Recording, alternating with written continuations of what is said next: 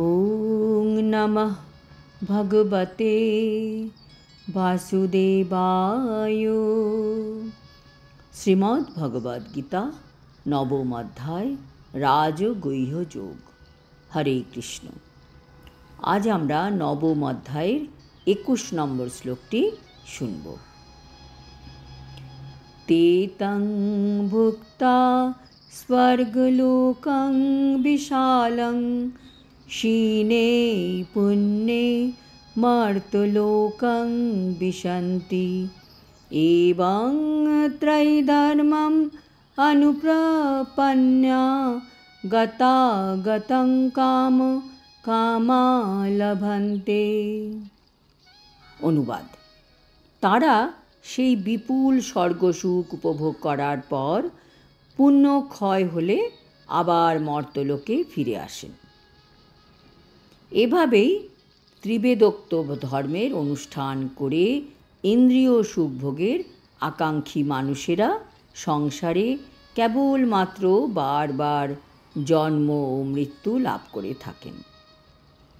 তাৎপর্য: স্বর্গে গিয়ে কিছুকাল আনন্দ উপভোগ করল, তারপর আবার মর্ত্যলোকে ফিরে এলো।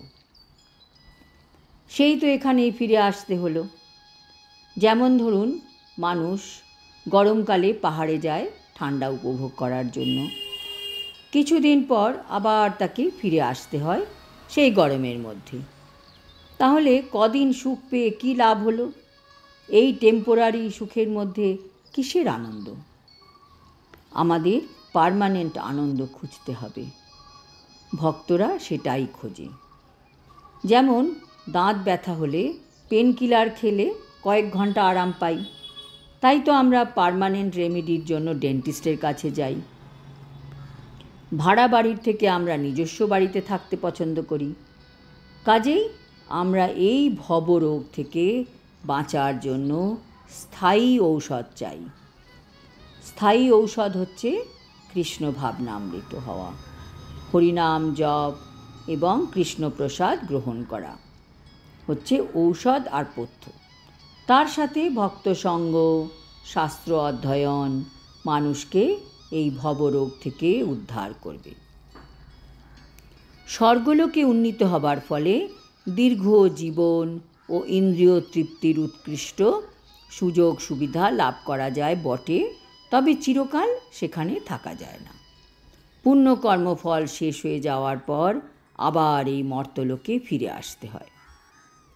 বেদান্ত সূত্রে নির্দেশিত পূর্ণ জ্ঞান জন্মাদ্যস্য যতঃ, যে প্রাপ্ত হয়নি, অর্থাৎ যে সর্বকারণের পরম কারণ শ্রীকৃষ্ণকে তত্ত্বগতভাবে জানতে পারেনি, সে মানব জীবনের পরম লক্ষ্য থেকে বিচ্যুত হয়েছে এবং তাই সে কখনো স্বর্গলোকে উন্নীত হয় এবং তারপরে আবার মর্ত্যলোকে পতিত হয়। ঠিক নাগরদোলায় বসে উপরে ও নিচে ঘুরপাক খাওয়ার মতো। এর তাৎপর্য এই যে, যেখানে একবার ফিরে গেলে আর নিচে নামতে হয় না, সেই চিন্ময় জগতে উন্নীত না হয়ে সে কেবলমাত্র উচ্চ আর নিম্নলোকে জন্ম মৃত্যুর চক্রে আবর্তিত হতে থাকে। তাই মানুষের উচিত চিন্ময় জগৎ প্রাপ্ত হওয়ার জন্য চেষ্টা করা, যার ফলে সচ্চিদানন্দময় নিত্য জীবন লাভ করা যায় এবং আর কখনো এই দুঃখময় জড় জগতে ফিরে আসতে হয় না। আজ এই পর্যন্ত।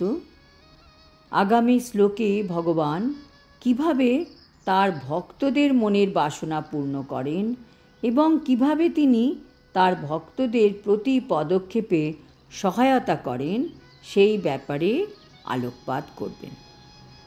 হরি ওম তৎসৎ। হরে কৃষ্ণ।